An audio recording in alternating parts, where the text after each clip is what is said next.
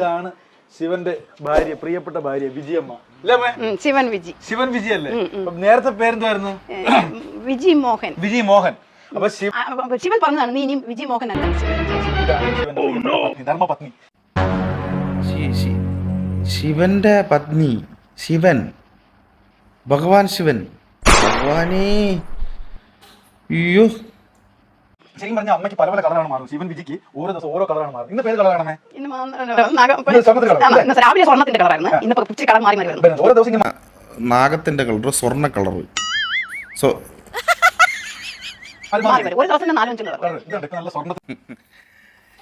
എന്റെ പൊന്നണ്ട, നിങ്ങളെ സമ്മതിക്കണം കേട്ടാ.